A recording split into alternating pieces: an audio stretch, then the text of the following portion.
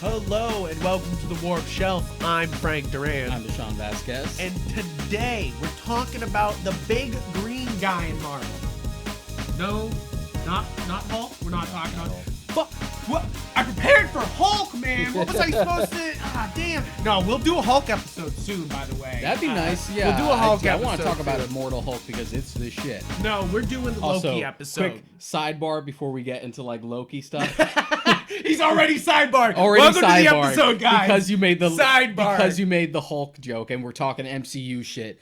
I am so sick of this retroactive disrespect towards the Incredible Hulk that I've seen lately.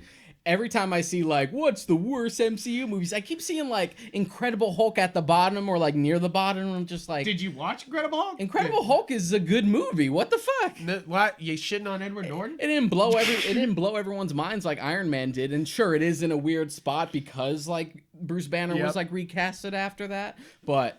it's still canon. It's acknowledged. We have William Hurt in Civil War and Black Widow. Like, it's not like it didn't happen. Yeah. It even the events of it are directly referenced in the Avengers. Like, oh, last time I was in Harlem, I kind of broke it. Yep. Right. You're like, it's weird. I don't know why people shit on it so much. Because I feel like they think it's bottom tier when really. Gotta think your way around the Iron Man sequels. It's a solid Hulk movie. Yeah, the worst. Come on. The Iron Man sequels, the first two Thors. Kiss my ass. Kiss my ass. Captain Marvel. Okay, nah. Getting back to the point. We are out, not sidebarring. We're talking about Loki today because we've done every Disney Plus show that we've done so far. Like the shills we are. Like the shills we are. We are bound to the mouse, but we don't get paid by the mouse, so we're just shills, I guess. But we do love Disney Plus because they've been giving us just boatloads of Marvel and Star Wars. I'm fine with this, you know. Like a lot of people are like, "This is a lot," and you're like, "Shut the fuck up." I mean, people say that about like the superhero movie genre in general. Yeah, where it's just like, oh, there's. No, I think James Gunn made a good point the other day. I don't know if you saw that his little quotes about because he was talking about Suicide Squad. He's like that, and I always agree with this that the superhero genre is the cowboy genre. It's the exact way in a lot of the exact ways. And if we don't change it up, if we don't make it fresh, it will go the way of the cowboy genre. Yeah. And I think he makes a damn good point that we could really overload everybody, and if we're not being bold and brave and big, like I think WandaVision was, at least at first, it was, you know, I feel like the DCEU tries to be like with varying results. You can't say they don't try to experiment. No, we'll see how it goes with like Flashpoint, with you know, like with I think with the big swings, you know, like the big. We'll see how it goes when they get back into it. Really, we'll see when they actually finish up doing some of these movies. We'll see how it goes. But I think there's a lot to be said about that and why these Disney Plus shows are important because they are shaking up what a Marvel movie can be, and they kind of know that they have to shake it up or people will not go. Yeah, post Endgame, like you really gotta like think outside the box because I feel like we've more or less, I mean, sure, we can top ourselves in sheer spectacle. We still haven't done Galactus yet. Yeah. So you can always go bigger. Make it go big. I feel like Endgame is such a good point where you can jump off of the MCU if you wanted to, where you're just like, cool, that was great. I'm going to treat this like the series finale to a bunch of episodes and just... I'm good. This satisfied me. But if you do want to stick around, we do have to change things up because that shifted things so hard. Yeah, exactly. And I think that Loki is the most affecting to the entire Marvel universe, hopefully, moving forward, of these Disney Plus shows. Because you have WandaVision, which is a very singular event. Like, it's very much like... oh, what's happening in the life of Wanda and Vision, you know, like, and then you have you have Falcon and Winter Soldier, and that's very much just a very limited series. It's very much like a contained little thing to transfer. It's very much a transitional show. Yeah, it's a transitional show. And then you have the actual, like, that was kind of just like a cosmetic change in a way, you know, like, of course they tried to add a lot of meaning to it. We talked about it in our episode plug. Go check it out. I'm plugging it right now. Go check out that episode about Winter Soldier.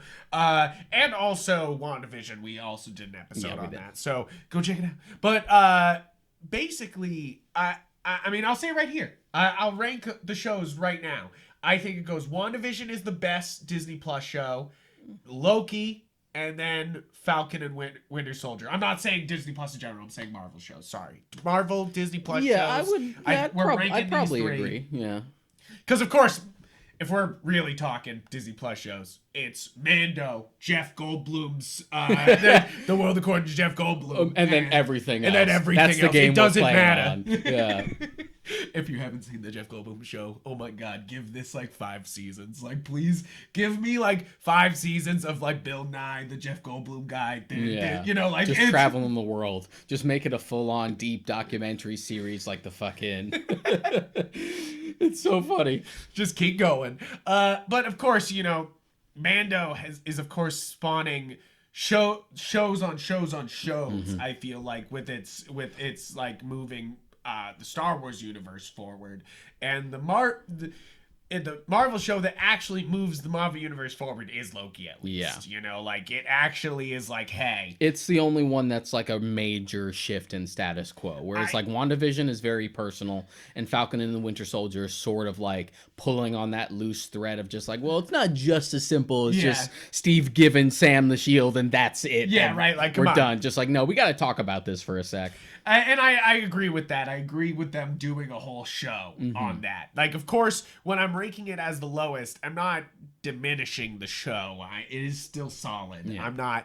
It's just, I think Loki swung big at the end, and that helped it. And but it does have its faults. I think I'll say it right here, and I'll repeat it again and again and again.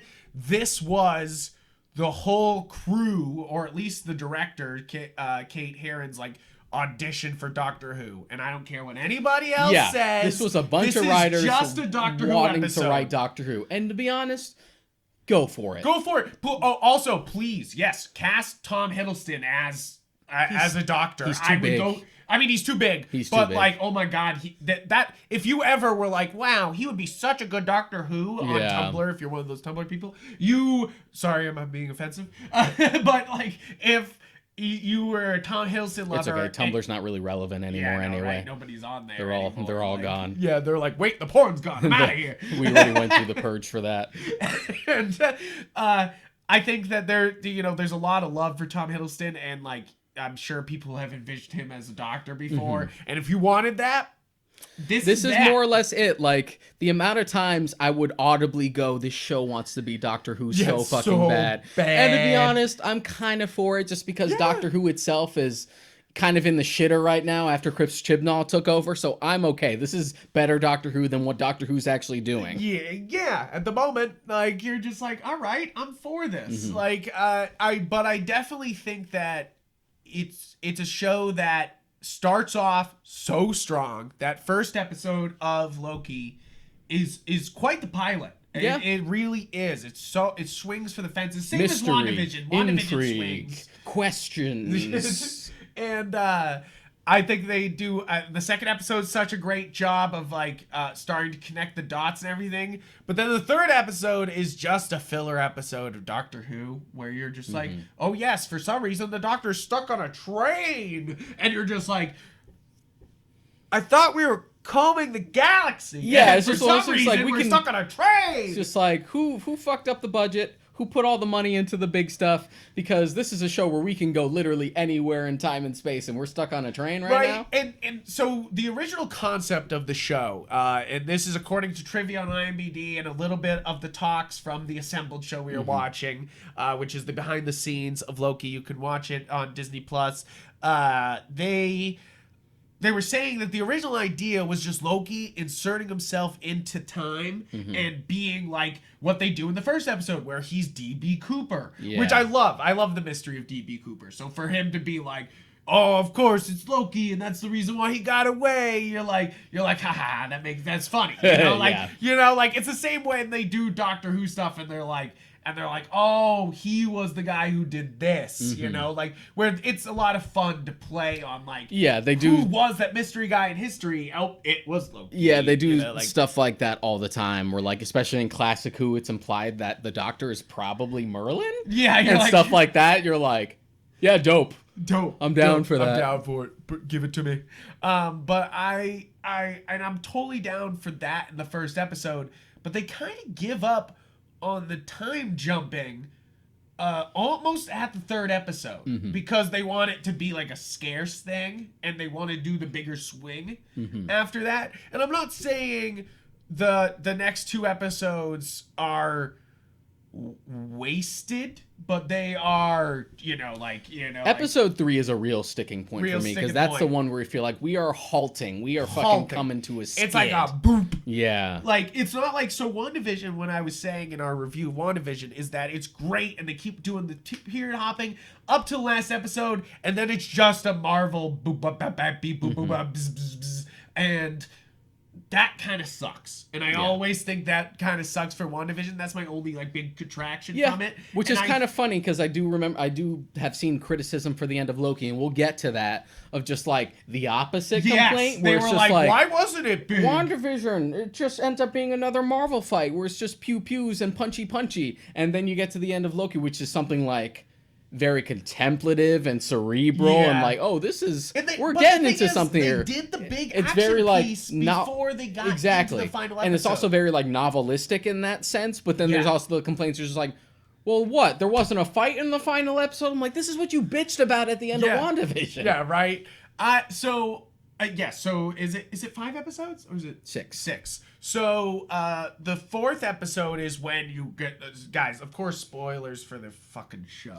It's more or less the aftermath one, where they both get back from the planet that they were stuck on in the 3rd episode, and like Sylvie's imprisoned, and then it's him trying to convince Mobius, just like, no. And they actually go into the time chamber and kill. And a lot of people say this is the best episode of the series, which it is on IMDb rated the highest. And other than, I kind of lean more towards like between episode 1 and episode 5. Yeah, I want to say 5. Like, if you were itching for that Marvel big boom bow feel, episodes 5's your jam, bro. You have all the Lokis. It's a lot of fun. It makes you, so I love that this is a Loki show. I love Loki. I love Loki as a character, and I'm sure a lot of people are satisfied with this.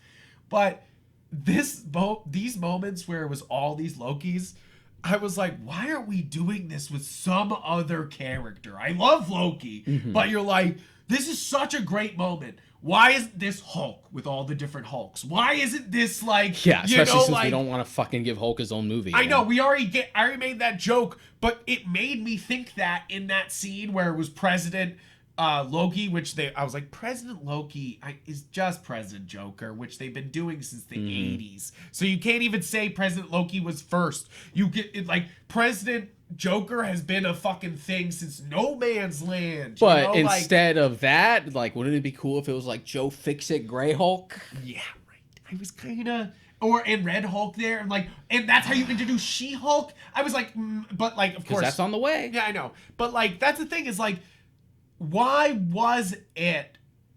My only question for episode 5 is that there was all these, they were kind of implying that the only people who'd survive. What was the cloud's name? Alion? Eliath. Eliath, thank you. I had to think about it for a second. Sorry guys, we're not the big, if you haven't caught on, we're big Marvel movie fans. We're not huge Marvel comic buddies. I got a shelf back here that's half Marvel, but then it's half.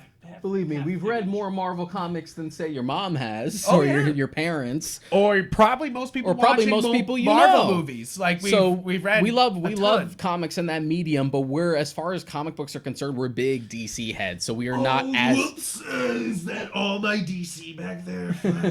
We're not as knowledgeable as far as like deep cut like Marvel Universe stuff as we are for the DC stuff. Yeah. So even me and you were like, wait, is TVA in the comics? And then we were like, oh shit, it is. Like we were like, oh shit, and the Timekeepers. Like we were like, oh shit, all this is in the comics, you know. Of course it is. Except then they were like, we'll throw in some Fantastic Four at the end. They were like, here you go. You take all of Fantastic Four's technological giant city, and also Kang now is over there, which you're just like, okay, this is we're starting this shit. Yeah, you know, like I'm glad I sniffed out. So when you said 5 is a great episode, I love 5. I think 6. I think Kang steals the whole fucking show. I think I'll say it right here, right now. He steals the fucking show. Jonathan Majors is great. Great. That's one of 2 fucking Lovecraft Country alumni in the show. Yeah, really? Right? It's so funny. And it pisses me off because Lovecraft Country was canceled and then immediately got nominated for like 12 fucking Emmys because it was a great show. And then when you look into like what the plans were for season 2, you're like, ooh, this might be some problematic shit as to why this was canceled. It seems like HBO got a little scared. Really? Because they're usually balls of steel sometimes. Yeah, the thing about season 2 was that they were gonna really lean into some alternate history stuff, like African Americans like reclaiming history, and it was gonna get to some like radical shit, and it seemed like HBO was just like, yeah. It seems like they were scared. We already got in trouble with HBO Watchmen. It seems like they were scared. Yeah, maybe they were. Because there was no fucking reason it needed to be canceled. It really surprised me when it was. I'm like, yeah, you're like, but it's doing well. But it left loose threads on for another season. Yep. It did really well numbers wise, and it was critically acclaimed. So why? What happened here? What's going on? Because they probably, as WB usually does, get skittish. Yeah, they got real skittish. They talk about little birds at the. But I remember the announcement. I remember the announcement a while back that they said like, "Oh, Jonathan Majors from Lovecraft Country is going to be playing Kang." So I'm like, okay, I'm sure he'll show up eventually. And just watching. It's funny because they were like, "Oh yes, he's in the Ant-Man movie. That's where he'll start out." They were like, and it was funny because they interviewed him and they were like, "Are you in the Loki show?" And he's like, "No, I'm not in the Loki show." And you're like, nice. You're like, honest, no, I implied. To be honest, I feel like, why isn't that the thing that they just tell, especially for a franchise like the MCU, which has to be so secretive about this kind of stuff? Yeah. Why do they? I mean, you're actors. You guys can lie. Just fucking lie. As opposed to like pulling a Tom Holland and just like, bleh. Yeah, right. But here's what happens. Here's every detail. Here's everything. I'm sorry. That's why he can't give interviews right now. They're just like, shush. They're like, nope, you have to stay shushed until Spider-Man. But yeah, I remember we had watched episode 5 together. Yep. And going into like the end of that episode and just like, oh, the spooky castle, what are we gonna see there? I did say Doctor Doom. I was like, it's Doctor Doom. It's fucking Doctor Doom. And I said Kang. It's gonna be awesome. And I said Kang. You're just like, this doesn't make sense for Kang. I'm like, no, it does make sense for Kang. We're dealing with alternate timelines and like time travel and shit. Right. And that's what Kang is. He fucks with alternate timelines and he time travels. He's a time traveling conqueror. And we opened Pandora's box with Endgame with the time travel shit. It's true. Them saying that they were gonna push Kang, it's like, oh yeah, that makes sense. We've already set up for it. Yeah, and especially because the whole show was like, oh man, all of timelines are all open, and then the TVA being like, no. And sure, as far as the Marvel Comics universe is concerned, Thanos is definitely a bigger bad than Kang is. Yeah. But this is the MCU. We can find some way to like make Kang a bigger deal. I kind of enjoy them introducing such a big bad in a show. It's got balls. It's because it's like Kang, but also not Kang. Yeah, it's a precursor. They can introduce him somewhere else, and it's still somebody different.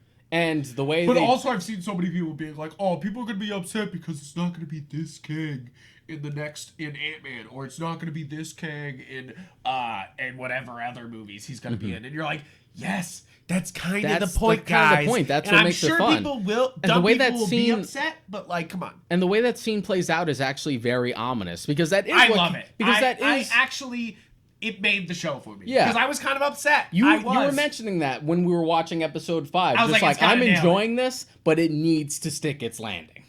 Absolutely. Especially because I think, and I said it in our Winter Soldier episode, I don't think that show sticks its landing. I think it does a good job at the end, but I think the Isaiah stuff is weak.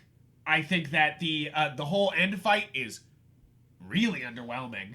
And then them being like, we're sort of forming the Dark Avengers is kind of a weak illusion too, because they don't bring anybody else forward. I like the Isaiah stuff. That's the show's like one of the that's one of the show's strongest points for me. Far enough with it, and I think that they make some strong points with the Isaiah, but it's one of those things where I don't think they went far enough, you know, like, and also that we're getting no glimpse of him as, you know, even a young version of him as Captain America. I felt, as I said in the review, that's kind of stupid. I wonder if I wonder, especially given another problem with Falcon and Winter Soldier is that there's clearly, especially once we got the announcement as soon as the show was over, that we're getting Cap 4 with Sam. Yep. I felt like it's like, okay, we're kind of saving our big guns for this.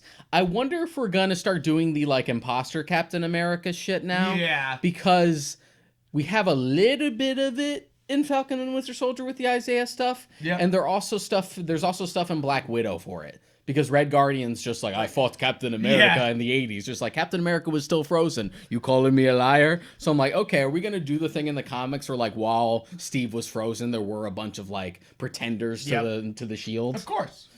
It's something to mind, especially since you don't have Chris Evans. And I think they set it up in that show, you know, but we'll fucking see. So, yeah, I think that, when we were watching episode 5, I literally said it to you. We got to stick the landing, or this is, like, as fun as all this is, you know, this will be bullshit. And then I think that this was one of the more satisfying of any the Marvel endings, you know? Like, this is fun. This is world opening. Yeah, it's abrupt. It also, it's the harrowing. whole Kang performance is fantastic. Yeah, he plays it like a guy who's been isolated for centuries and is just kind of gone kind of kooky, but knows he has a job to do. Yeah. And that is what Kang's backstory is for the most part, where it's like, he's a scientist from the 31st century who became a time-traveling conqueror. So the idea is just like, oh, I'm he who remains. I'm the gatekeeper. You get rid of me, you're going to get something way worse. Right, and just that like ominous moment where Sylvie stabs him, and he's just like, "See you soon." Yeah, I do. So the "See you soon" line, I think, is one of the more effective Marvel villain things ever. You know, because you know that, like, even though this guy's dead, you're about to see a lot of him. You know, like, you're about to see a hell of a lot of Kang. You know, like, and the fact that it's just he's worked so hard for so long that at this point he's just like, I don't know how this is gonna go. Either you can work with me and we can keep this going, or you can kill me and you can just deal with that problem. But either way, I get to fucking rest. Right? You're just like, okay. Yeah. I think his performance is great.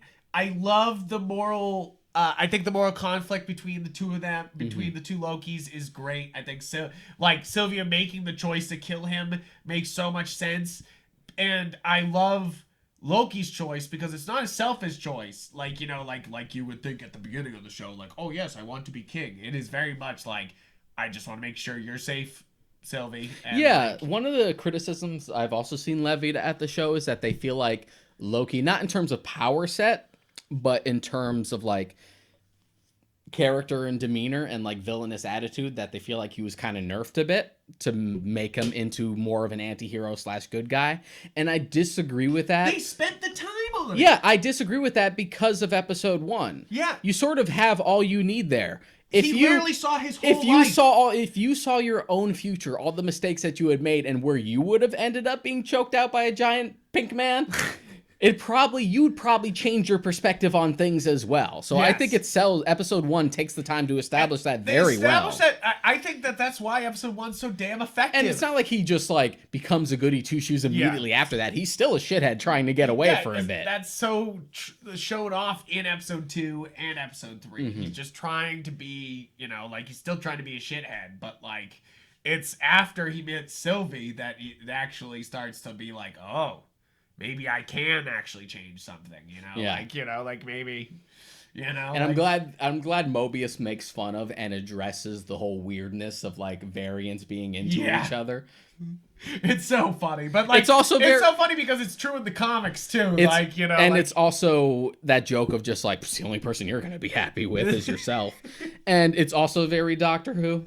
Yes. Because, like, the end of... The Master. Yeah. the two masters at the end of Moffat's run, where we're like the master is kind of into Missy, and that's really uncomfortable. Yeah, you're like, that's you. Like you're like, wait a minute, wait a fucking minute.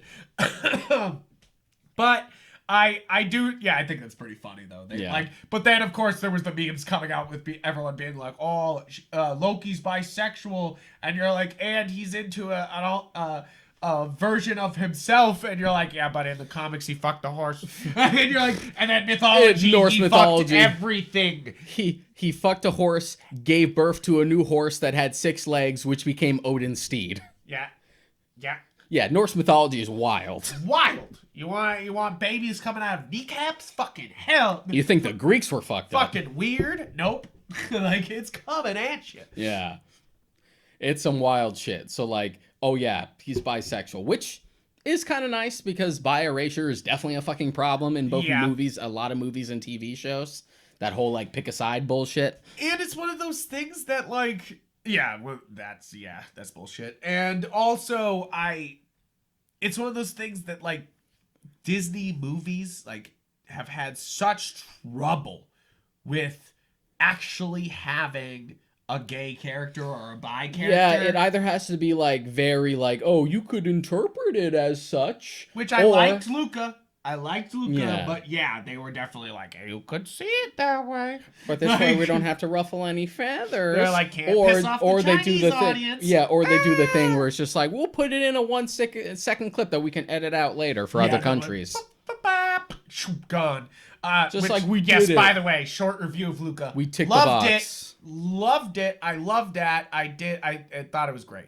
You know, like, I'm like, yes, the Italian movie I've been waiting for. Like, I haven't seen it. I'm sure it's good. It's really because it seems like the ones that they want to dump on Disney Plus are like the more really cerebral ones, the ones that are a little deeper. So I'm like, okay, fine, but it does make me feel bad. It makes it, because like I bet you're working at Disney. You're like, man, my movies are gonna go to theaters, and then they're like, especially for dump it on Disney Plus. Especially for a one like Soul, where it's just like this one is gonna cut a little deeper than your average like Disney movie. We're trying to say something here, and then they're just like, hey.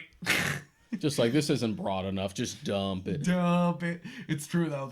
It's so weird because Luca 2 seems like they were like, man, we'll just make toy money. And not only just like putting it on there, but even just like it being free with the subscription and not even being like, this isn't even, we don't even need to put like a premiere access like which they did for Raya, which is a Disney movie, and they did it for Mulan, and they're doing it with Black Widow now. It's funny because like, why are the Disney movies worth more than the Pixar movies? You know, but is it just, and then it's right to it, the money that you can buy when a Pixar movie comes out, you can just sell the toys and it doesn't matter. You'll make your money back. Yeah. And they do every time, Luca came out. I know so many kids in my family, like cousins, nieces and nephews, that already have Luca merch, like shit fucking shells.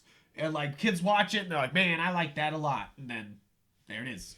And plus it could teach them, it could teach them on the down low that it's okay, kids. Yep. I do love that. And I also love the idea of silencing anxiety being a main part of a movie. I know you haven't seen the movie, so I'm kind of like going into it, but like, I'm going to watch it at some point. But they do this thing where they go Silencio Bruno, which is like his name, where it's like, silence yourself, like, and they kind of imply that, but whatever. Nope. I won't get into it, but, because you need to watch the movie, but, it's funny because I've seen a lot of like little kids like saying it when they're like jumping off stuff now. They're like Silencio Bruno, and then they're like, yeah, kids love to repeat stuff even if they don't understand it. Right, but it's pretty cute. It's like, and it's a good idea to like, kind of calm down the anxiety, and like it's a good example of like that being in media, and you're like, hey, that's good. That's what the original definition of a meme is. Right? You're like, wait. Before it was funny cat pictures,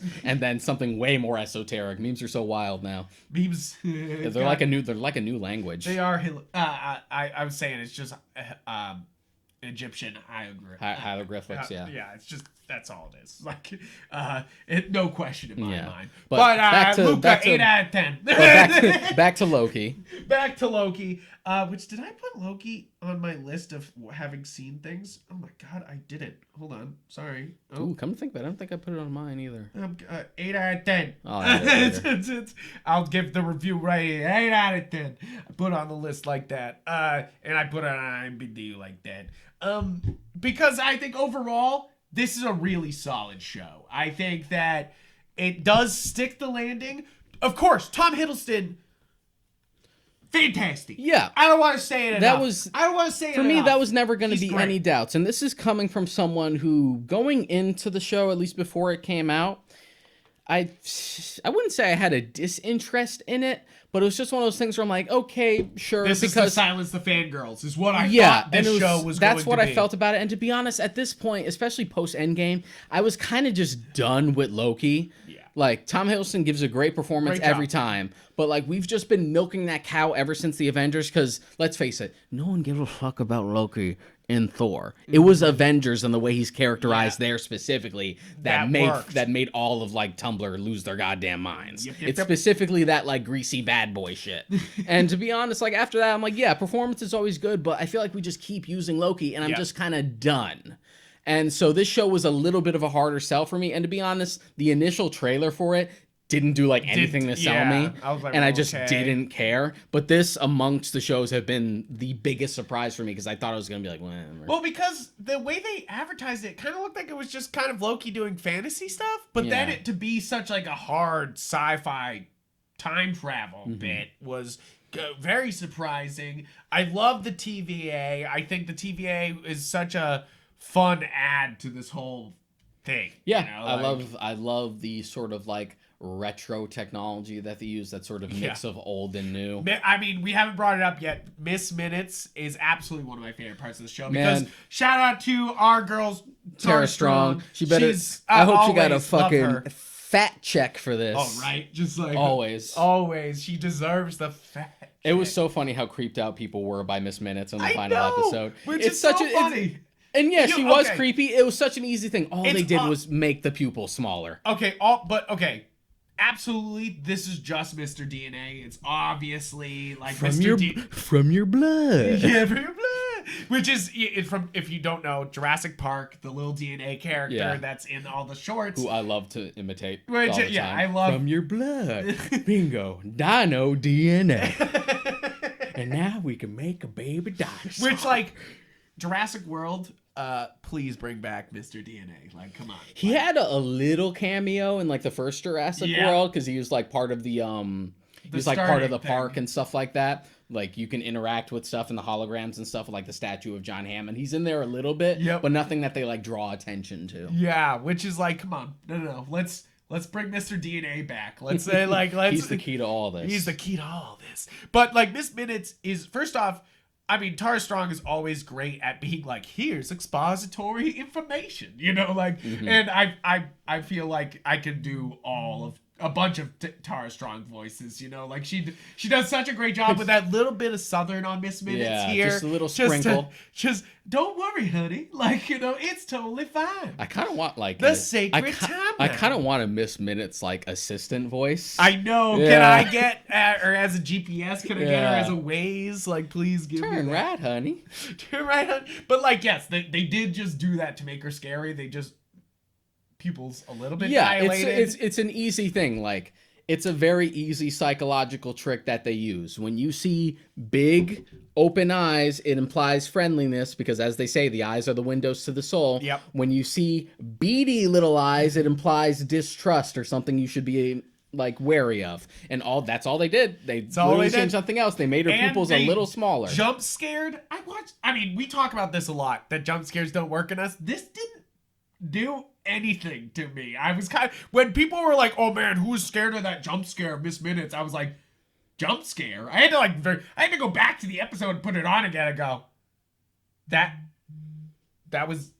what everyone fucking freaked out about. Like, I always, oh man, like, I've seen, again, we've brought this up many times. Tara Strong, first off, she doesn't do much here, and she adds such violence to her words, you know, like, and I think that's why she's always so great. She's great as Harley Quinn. She's great as Timmy Turner. She's great as everything. Yeah. Give her fucking Oscars, like, you know, like, or Emmys in this case. At least, you know, like, which they won't be like Miss but they'll fucking nominate Don Cheadle. Oh my god. Okay, but Don Cheadle tweeted about that. He was like, I don't know why I was nominated either. It doesn't make it any better still. Happened. It's just like, you're gonna nominate him instead of Carl Lumbly for Isaiah? Right? Like, right? What the fuck? Like, you know, you're just like, what did Rhodey do?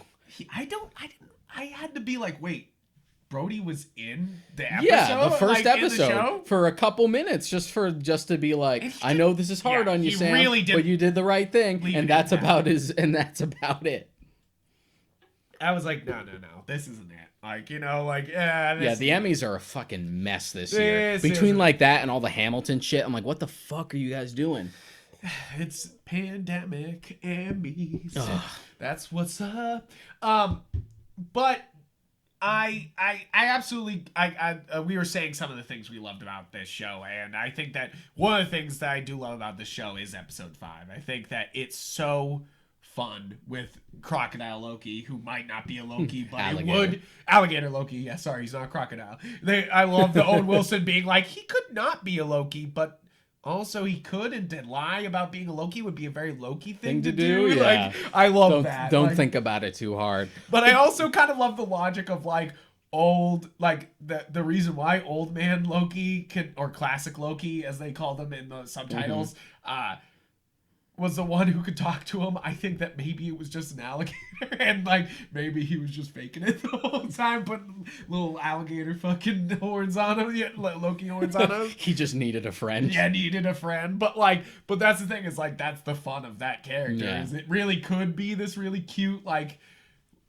tiny alligator universe Loki, you know, like, which would be cute, but it might be awesome that classic Loki just snapped and fucking was like, man, I love alligator. I love this. I love every time we do this thing where they like want to make fun of but also homage old school ass classic costumes, and they intentionally make them kind of cheap looking. Yeah, I'm always for it. I'm like, I love that shit. I love that shit every time they do it. I loved it when Wanda did it. I loved it when like Luke Cage did it, and he actually had like the yellow shirt and the fucking afro and stuff. I think this is the best one. This is one of the yes, it looks beat up, but it's straight up the old Loki costume. Yeah, and it looks right. You know, like, it looks like it fits him. It looks like it works. He also, what a performance! Talk about an Emmy that was lost. He deserves it for this. Richard E. Grant is always good.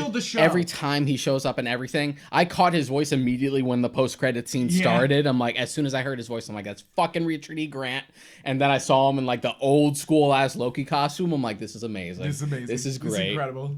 I did love Kid Loki. I think did a good job. I think there was a lot to love in that 5th episode, but also in a world where we have Into the Spider-Verse, I almost thought episode 5 could have gone further, like a couple more. They showed off the variants earlier, and then there was none of those like Hulkish looking variants or like the weird alien variants. There was just human variants and the alligator Loki. And you're kind of like, what happened to the other ones? Like, blink if you'll miss it, Frog Thor. Yes, which like, thank you for throwing Frog Thor into this, but also I would have watched Disney Plus Frog Thor. I would have watched how did they pronounce it? It's Frog?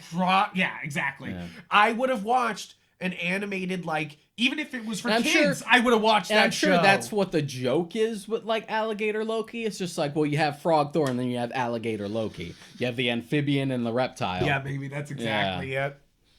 Maybe that's exactly it.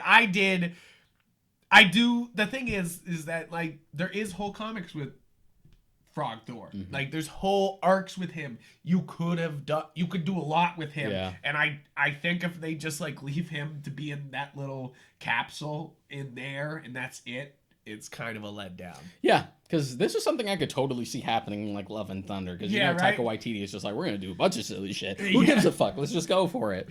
Right? He's just like, I'm going to do everything that's silly. Where the fuck is Beta Ray Bill? Oh my god. I hope he like ends the movie with Beta Ray Bill being Where introduced. is my weird space horseman? I don't think the next movie will, because it's already got a lot. I don't think they'll have Beta Ray Bill in the next movie, but I do kind of think they'll introduce Beta Ray Bill right at the end of the next Thor movie. They'll be like, here he is, like, because the universes are fucking fucked, so who cares? It's so weird to me that and we're also getting Cap 4 as well, but it's weird to me that, like, all these franchises of just like, we got our trilogies and we're out, maybe you'll see us in a crossover. That Thor was like the first one to be like, get in a fourth movie. I'm like, you're the one who struggled the most. Yeah, because your first two movies weren't good.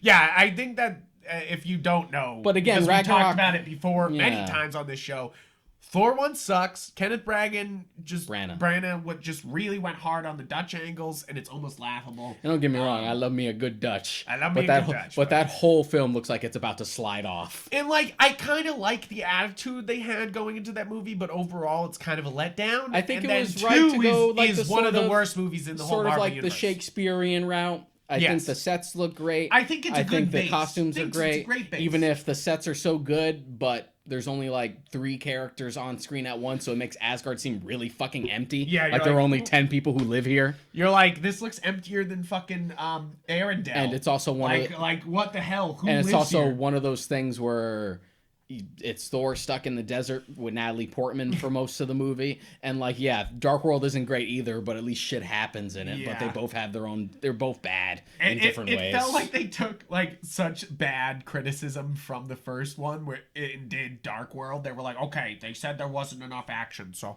we're gonna do a lot of action with Dark Elves, and then they were like, but you forgot about the plot and actually making it funny and fun. And actually like, making me care. And they're like, oh, whoops, forgot about that. And Wasted, was that Matt? Who was the bad guy? Malekith? Christopher Eccleston. Yeah, what a fucking waste, bro. I love Christopher Eccleston, and they just like, they're like, let's waste him on the worst Thor movie and never bring him back. Yeah, it sucks because like Malekith the Accursed is such a good villain in the Thor comics, so you could have really gone something, got something here. Going with him. I really feel like they, first off, nerfed him to all hell. Like, he is a lot more powerful in the comics, and I felt like they kind of just, like, were just like... I like the aesthetic they went with the Dark Elves, but they just made them so uninteresting. Yeah, sorry. If you like Thor 2, but this is just an ongoing problem with the MCU in general. It's just like, villains, whatever. They're just a fight. They're just someone to punch. Yeah, so that's why I enjoyed Loki. I think a lot is that this is the first villain project, which, like, okay, yes, anti-hero Loki, but he's not a villain. But it is a villain-centric show where it's like, you follow Loki, then you follow Sylvie, who was the villain in the first couple episodes, and then you meet Kang, who's the main villain. You know, like, this is a villain-centric show. They show their full balls by the end of it. You know, that guys hate to say that. Well, with Sylvie, it's good because you get to sort of check 2 boxes with it. Yes. Because Sylvie here is not only a Loki variant, but she's pretty much Enchantress as well. Yeah, a little bit. And there are a few different versions of Enchantress in the Marvel Universe, but one of them is a character named Sylvie. Yes. So they might just make her Enchantress. And I felt like they were going to use Enchantress somewhere, and they basically did here, because you have the name, and her main thing is that she enchants. Yeah. I was kind of like, is this Enchantress? Is this what we're doing? They're not going to do it for a Thor movie, I guess. Yeah, also, it was so nice to see Sif again. Right? I'm glad she got so much screen time here. I was like, oh my god, this is more than all the fucking Thor movies. Can we like confirm whether or not she fucking died in Ragnarok? Please. And just like put her in something, I don't know, have her show up in Love and Thunder or something, because like Sif and the Warriors 3 in general. She already said you're going to see a lot more Sif. Were like one of the most wasted things. Yeah. The Warriors 3 got And that's the thing about the Thor franchise in general. Talk about a nerf. Talk about a fucking nerf. If the Warriors 3 got fucking like... That's the thing. There's this like trepidation, and it was even before the Marvel Universe was just like, we don't want to do magic. We don't want to do the Mandarin. There's such a trepidation with those first 2 Thor movies of like, they just don't want to go far enough. Yeah. Even with Ragnarok, which is a lot of fun, effectively just admits that it's sort of giving up and is just doing whatever. Yeah. As fun as that is to watch. That is a lot of fun. But it's just one of those things where, like, dude, if you guys just even remotely looked at, like, the Walt Simonson run or the Jason Aaron run as an example to, like, follow, we could have had something more interesting. Which I'm excited for Love and Thunder. At least when the first Thor movie came out, like, Jason Aaron's run wasn't a thing, but there was other stuff to, like, look forward to be like, this is what we can push. Yeah. And it's one of those things I've said it before, like, the Aquaman movie is more like the Thor movie I wanted. Yeah, which is very strange. You're like, huh. And it's one of those things that if a Thor movie's so bad that you look back at the Hulk 1970s show and you go, that Thor's better than what I just saw. You know, you're kind of like, that's not good. You know, like not good at all. Which I don't know if you've ever watched that episode. One of my, I had it on DVD. I watched it too many times for some reason. It was we had a DVD of the Hulk show, and it only had all the crossover episomes. So it had Daredevil. It had Thor. Back in the day, we were like, this is as good as we're gonna get. This is it. That's what I mean by, like, we're really spoiled now. Is because I grew up watching those old shows being like, wow, look, cool, Hulk. You know, like, wow, cool, Thor. You know, like, and then now we're like, here's a show that has the offshoot character of Thor. You know, like, Loki doing a whole show. You're like, oh, what the fuck? Like, you know, like, you're like, holy shit. And we still find a reason to complain. I know. People are still like, give me my Spider-Man movie with Tobey Maguire. You're like, calm down. No one promised you this. No one said this was happening. Yeah. You made this up in your heads. Let it go. Like, I feel like sometimes people love to complain about Zack Snyder people, but then, like, people who make up Marvel things in their own heads are just as bad as people who are like, restore the Snyderverse. But people who will, like, comment being like, where's Tobey Maguire Spider-Man? You're like, no one said that was a thing. You know, like, this is all you just making shit up in your guys' heads. Like, calm down. I mean, yes, fun idea, but we'll see. You know, like, one of those things where if they do it, I'll be really happy. But, like, if they don't, you made it all up in your head. Yeah, it was never promised to begin with. Everyone was like, at the start of almost every one of these fucking Disney Plus shows, they're like, Mephisto. This sucks. It didn't have Mephisto in it. It's just like, this was never implied. This is just something that someone fucking probably posted on Reddit and you guys just all ran with. Somebody was saying that the reason why Boner is the way he is he's a variant instead of being an actual that would work retroactively, but it still makes that fucking reveal in WandaVision really stupid. Yeah, I don't know if I said it earlier, but WandaVision, I think the fight is stupid, but all the fucking other shit makes the end of WandaVision really not good. So that's why I think Loki comes close to knocking WandaVision out of the ranking for one. But WandaVision made me cry. I don't know. I gotta give credit to true art. If you can elicit an actual emotion out of me, like,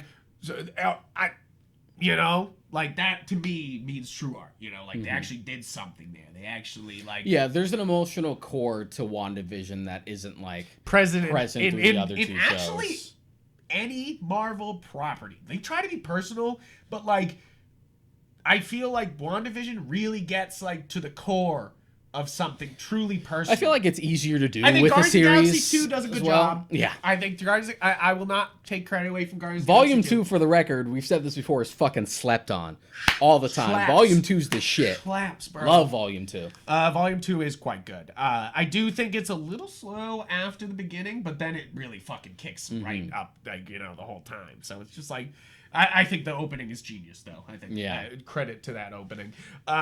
But I'm excited for 3. I am very excited for 3. They said people were saying they were reading it and crying when they were reading it, so I'm excited for what James Gunn's got fucking in store for that. And I'm excited we'll do our fucking Suicide Squad review. When is that coming out? August That's 7th. creeping up, isn't it? August 7th. So we'll probably be putting out.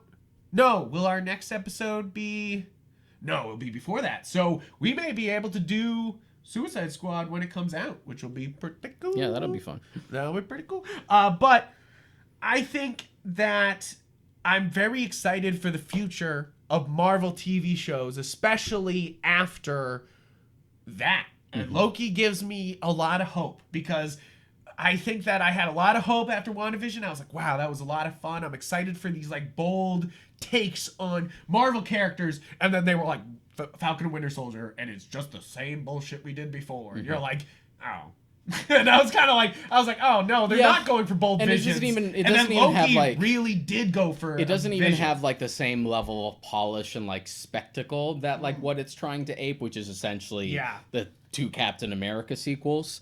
Which sidebar, we're not going to get into Black Widow because I've seen it and he hasn't. But that is a point in that movie's favor where it feels like it actually has that like scale. Yeah. And it feels like it's connecting. Hard, silly spy shit. I'm down for this because I felt like we haven't scratched that itch really since Winter Soldier. Yeah. Winter Soldier still stands as Winter probably my favorite Marvel.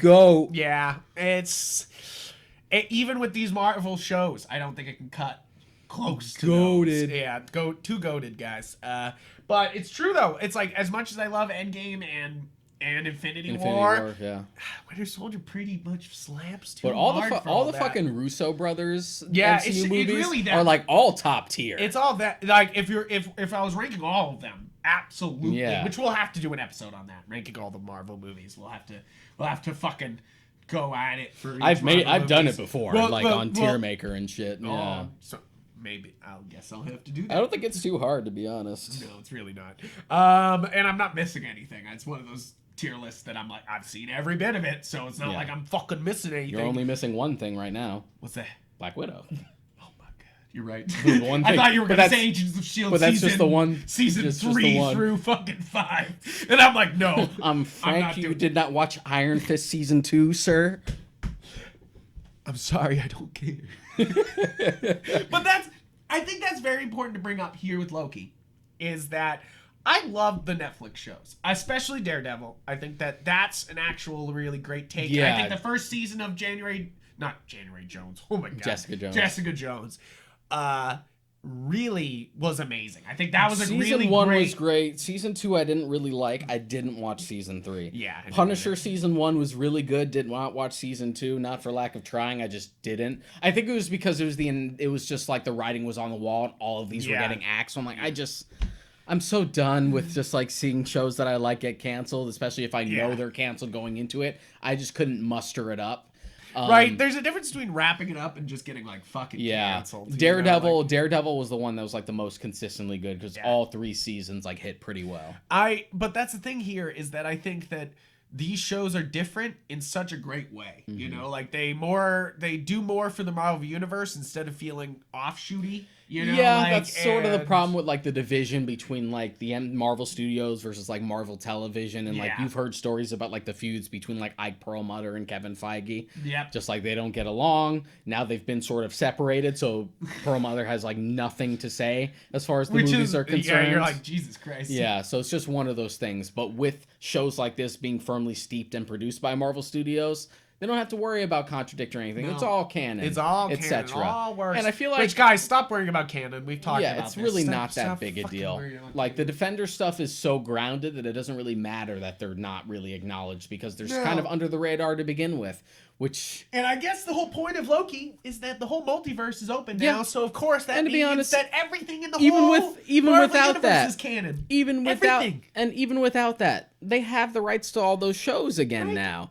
So they can do something. You don't have to discount it. I don't want to fucking hear shit about recasting Charlie Cox or Vincent D'Onofrio. No, I agree. I think they should just act like nothing's going on and just put him as Kingpin in other things. I think they should just be like, yep, of course he's Kingpin. Yeah. He's Kingpin in this show. And if you want to do something, and not even like acknowledge it. If you want to acknowledge it and like make your own new show or something like that, you can just sort of soft reboot it where like everything's sort of counted before. Yep. I mean, it's not like you haven't taken up a show that was established by someone else and finished it like Clone Wars. So ain't that big a deal. Right. It doesn't seem like that's a problem for Disney. They can just kind of keep going. But of course, they're cautious of making such hard R-rated content. And I think that's why we might not get those Netflix shows in that form. They keep saying that, like, we'll do a Deadpool 3 and it'll be rated R, but I'm like, yeah, but I haven't heard anything about it, so I'm still waiting. Yeah, right? Like, what are you going to do for it? Did you see that Deadpool thing with Korg? Yeah, of course I did. Yeah. That was great. Just like the first little baby step. Right, here we go, tiny step in. But it's still just like, you guys are still so trepid. That's the big, that's a... Give me the Brian Way talk about run, though. Give me the Brian Way, Daniel Way with Brian. Brian Posehn. Daniel Way was before. Then it went to Gary Dugan and Brian Posehn. Some water. Yeah. Get fucking up words. This is one of those things where, like you brought up with the James Gunn, if you got to change it up. And I feel like the next big step for the MCU, a possible avenue, is doing more mature stories that you don't have to worry about. It has to be PG-13 because, look, I swear to God, if that fucking Blade movie is PG-13, I'm gonna be very mad. I'm gonna be so mad. He's right. He's right. If Blade is fucking PG-13 or PG, I'm fucking not going. Bitch. I'm not going. I loved that meme where it was fucking Kang. It's just like, I made the path, you just walked it. Yes. But it was like Blade and like the rest of the MCU characters, which is fucking true. Blade 1 literally saved Marvel from bankruptcy. Yep.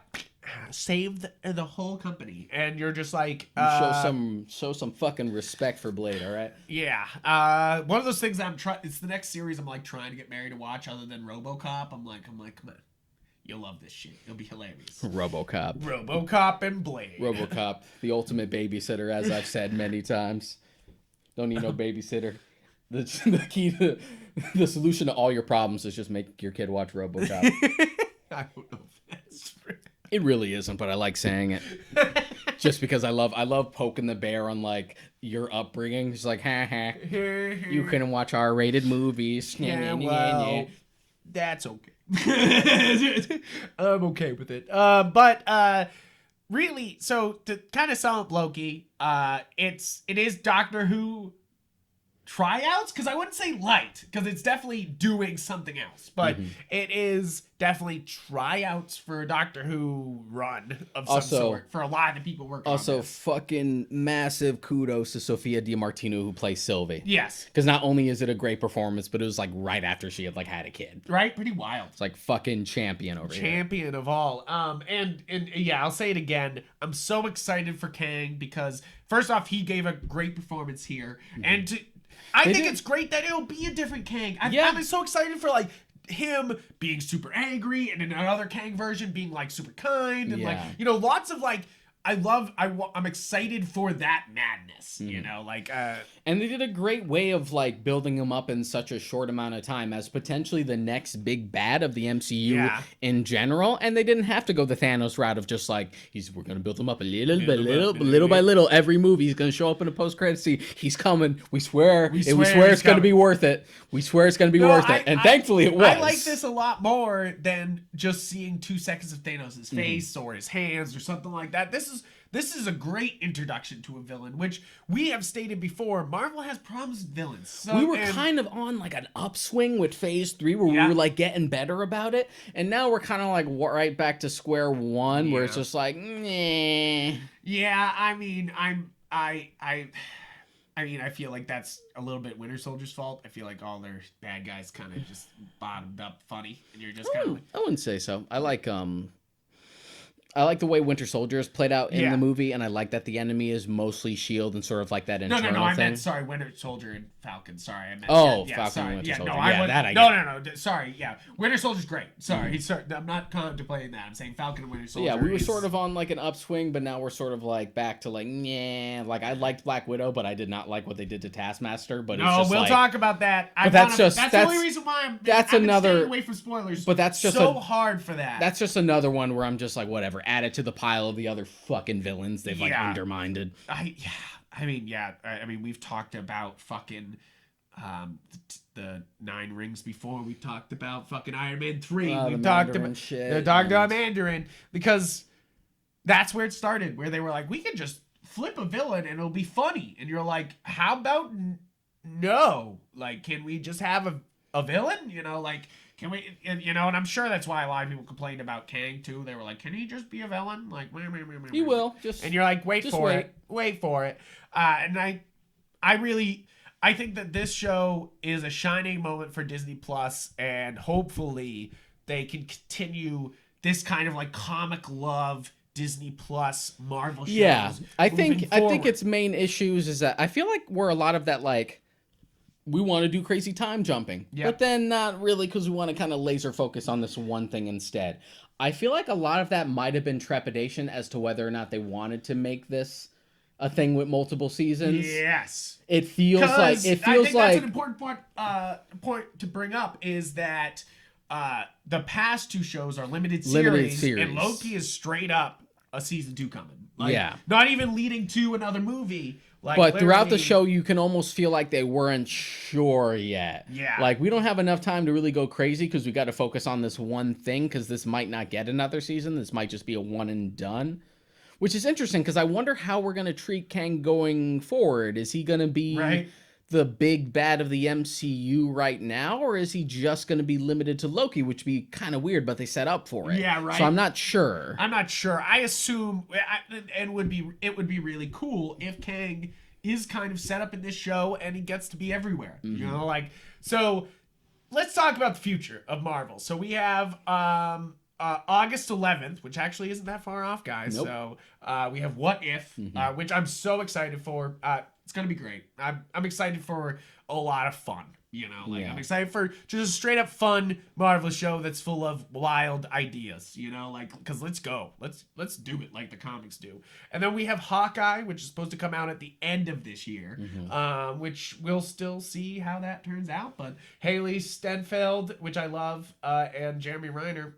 6 episodes that might turn into multiple if they're setting up like Haley Steinfeld like taking up the mantle potentially, but I mean the more of Matt Fraction's run they put into it, the better it will be. I'm just not sure how much they can pull from it because one of the big already got a family. Yeah, one of the big things with the Hawkeye series with that is that he's on his own and he's just kind of living in the city as sort of like this rundown hero. You can't really do that with MCU Hawkeye because he has a family. Yeah. And he's sort of well off. Which is like you could have done that pre-snap back, but you can't do it like now, you know, like, which is like, okay. But then we have Miss Marvel, which is going to be what's her name? Kamala Khan. Yeah, Kamala Khan, which I love her as a character. I'm excited. And it's supposed to be also from WandaVision. What's her name? She's going Monica Rambeau. She's another one of the Miss Marvels, so she's going to be there too. Yeah, because they're setting up the Captain Marvel sequel, which is just going to be called The Marvels. Yeah, which will be fun. I like... Lame. It should have been Rambo Captain America Part 2. I kept saying it. The joke is right there. You ruined it. No, we can't do that. You have to do that. One of the most excited shows I am for... Sorry. The most excited I'm for is Moon Knight with Oscar Isaac and Ethan Hawke. I think... That's going to be an absolute banger, no question. You know, like... But that's another one where I hope they go hard, because Moon Knight gets pretty dark. It's got a great, great cast. People behind them, great cast. It's full of great people. I'm excited for She-Hulk, which I think She-Hulk's going to be a great show because it's got such a full cast. There's a lot of good She-Hulk content to pull from, so I'm not so worried about that. And Tatiana Maslany has already proved herself as a great actress, so I'm like, yeah, go for it. Let's do it. Let's go hard. Then we have Secret Invasion coming up after that, which they still to be announced, to be when it's coming out. Are we gonna finally fucking do the scrolls right? I hope so. That's my thing here, is that it looks like it's a short series. It looks like it's a limited series. It's not like Secret Invasion Season 2 you're going to get. This looks like the vet. Yeah, to be honest, Secret Invasion could be the plot. Secret War / Secret Invasion could be the fucking plot of an Avengers film. Right? I thought we would. And that's why I'm kind of interested in what Secret Invasion the show will be. Because it does have a nice cast, but it doesn't have any Avengers on it. Yeah, you know? Well, I do appreciate the sort of like more mature approach to the scrolls in Captain Marvel, because the whole lesson beyond that is that you shouldn't other someone even if they're like an alien race, and shouldn't like stereotype and be like, hey, they're a bad scrolls, but you know, we're just people trying to live our lives. I enjoy that, but I want Secret Invasion shit. Right, please, let's go hard on that. And then you have Ironheart, which will hopefully recover the Iron Man series, is basically, and yeah, because the comics haven't successfully sold me on Ironheart at all. Definitely not one of Bendis's better creations. No, I love Bendis. Love Bendis. He was trying to like strike that same. He was trying to like strike Miles the same Morales. gold as like Miles. Yeah, and I get what he's going for. I don't think it's ever hit. So it's a big. It doesn't hit like Miss Marvel does. That's my problem here. Is that Camilla is so much better of a character than. I don't even know what Ironheart's real name is. Riri Williams. Right? Kind of, like, it's not working, guys. But then, interesting enough, after Ironheart, there will be Armor Wars, where we have Don Cheadle and a lot of the other armor people. Armor Wars could be good because I like the recontextualizing of that storyline in a world where Tony Stark isn't around, so now it has to be Rhodey's problem to like deal with this. That could make the storyline potentially more interesting. Could be a fun show. My only concern is like you need to throw a lot of money at it because we're talking about the Iron Man suits here. Right. So if it ends up like a Falcon and Winter Soldier where it's clear it ain't got that much money thrown at it, it's going to be a problem. It's gonna be ugly. Cute thing. You have Iron Groot, the animated Disney Plus show, which will be just a series of shorts, really. So, but it'll be fun. I'm excited for that.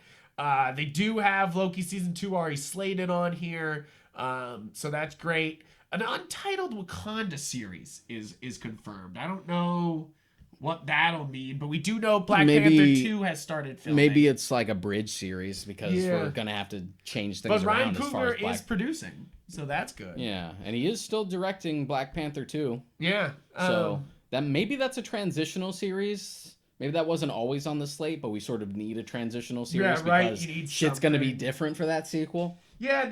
Then of course we have Eternals coming out in movie form. Yeah, I mean, it's interesting, like this is an interesting forward-moving slate. We need a better trailer for Eternals. Yes. That first trailer, did nothing to, explain the premise, what these people are about. I mean, it looks pretty. It's just pretty visuals and a bunch of attractive cast members. You did nothing else to tell me. We did forget to mention the Guardians of the Galaxy holiday special, which I think is a great idea all the time. I think that's hilarious. Yes, please. Is my idea. I hope it really fucking leans into Star Wars holiday special shit where there's a mix of live action and animated segments for no reason. Yeah. It's just super odd. I think it's kind of funny, this it's some of the orders you see of what was supposed to happen, before COVID was COVID came out. It's so funny. It was supposed to be WandaVision, Falcon Winter Soldier, of course Morbius with Jared Leto as a vampire. Sorry, I love Morbius.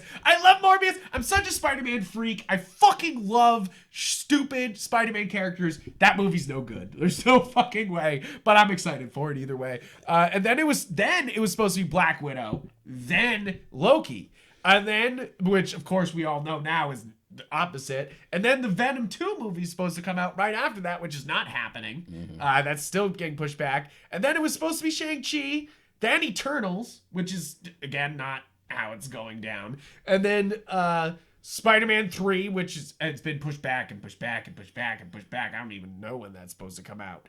And then Doctor Strange, then Thor, which has been reversed. It's now Thor, Doctor Strange, and then it's supposed to end with Black Panther 2 and Marvel 2, and that was not the way it's going down now. It's completely fucking. It's just fucking all over the place. Fucking all over the place now. I think it's so funny to see that though, especially how early Black Widow was supposed to come out. That's the worst part about all this, is that you were joking about it feels a little late. It literally is. Where's Falcon and Winter Soldier on that? Is that supposed to be? It's supposed to come out right after Black Widow. It's supposed to be fall 2020. That's an interesting point. Isn't that an interesting point? I'm not going to say anything else. Because it's supposed to come before WandaVision. Because it's supposed to just be hey, this fun Marvel show. Because of certain things in that movie, it is an interesting point. I'm not going to go into it. Really? That's funny. And then, Eternals was supposed to be...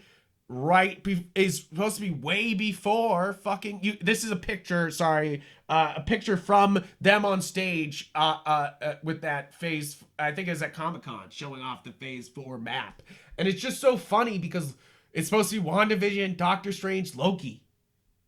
How are they supposed to explain shit in Multiverse of Madness and then go to Loki. Like, it doesn't make sense now, you know? Like, it's funny. They've had to really be on their toes about this and, like, really change things up. And I think that's kind of funny that, like, you know, like, it's Marvel having to, like, actually adapt to the changing times. They're like, oh, well. But, guys, I think that's pretty much all we have to say about these Marvel shows at the moment. We will have a Bad Batch episode coming up soon. Yep, when that show wraps up. And then, of course, when What If happens and comes out, we'll talk about that. And we may do the Black Widow episode. We'll see. I might wait until Black Widow comes on Disney Plus. But Deshaun's making it sound like I need to see it. So it's a solid movie. That's as far as that goes. It's weird that Black Widow sort of has like this weird stigma against it. Like, it's just a Black Widow movie. I'm like, hey, you would have lost your goddamn minds if this came out after Avengers. So my thing is that did you say it to me that, and I think we'll bring this up if we do cover Black Widow, is that it's weird that this is another female-led superhero film, and it's a prequel. That's a weird midquel that's sort of separated out from continuity. Yeah, so they like kind of they automatically make them inconsequential, kind of what they did to Wonder Woman 1985, 1984. Even the first one. Even the first one, they kind of like. Captain Marvel's also a prequel for no reason. The only exception to this, for some reason, is like Birds of Prey. Yeah. Which but is like aside from that, these are all weird, like in their own little bubbles, almost as if they're like afraid that they might not do well because they're female led, so we don't want to have them affect continuity too much. Straight up like it's kind of straight up sexist shit. And you're like, what the fuck, guys? I don't like it. I don't like it at all. But guys, that's pretty much it. Please check out the Warp Shelf on every podcast platform. You can get podcasts. Please subscribe on YouTube. Do the algorithm thing for me, so that way we can get the algorithm. Feed the beast. Feed the beast. And please check out me and Deshaun on Twitter and Instagram at Yupfrank and Mbatha-Raw. And guys, thank you for your support as always. We really love the support you've been given recently, and we can't wait to bring you guys more episodes. If you have some recommendations you want us to cover, please comment down below if something you want covered on here, or if you disagree, if you're like, hey, Falcon and Winter Soldier was dope as shit, bruh. It's the best one. It's the best one. You're dumb as shit. Which, like, let's talk about that. Let me tell you why Thor 2 is actually super underrated. Let me tell you why Iron Man 3 is not a steaming piece of shit. Like, and you're like, no, sorry, guys. Which we've gotten in that argument a lot, actually. A lot of people have recently been apologetic about Iron Man 3. Yeah, y'all Iron Man 3 apologists real quiet now that the Shang-Chi trailers have been coming out. Right? Like, I felt like there was a bit there where everyone was like, hey, Iron Man 3's not that bad. And you're like, it's bad. And then Shang-Chi came out and they're like, oh, wait, shut up. Oh, so that twist was stupid and pointless and we could have just done the Mandarin. Just like, yeah, we're going to do it. So there was a way to portray the Mandarin in a modern context and not have it be a stereotype? Just like, Yes. You could have literally looked at any recent appearance of him in the Iron Man runs where they get away from that, and you could have just used that as an example. Right. It's fucking there. It's not. The comics have already corrected for that. My goodness. All right, guys. We're done. Yeah. Thank you so much. Rant over. See you next time. See you next time. Have a great rest of your week, and we'll see you next week for another fresh episode of The Warp Show.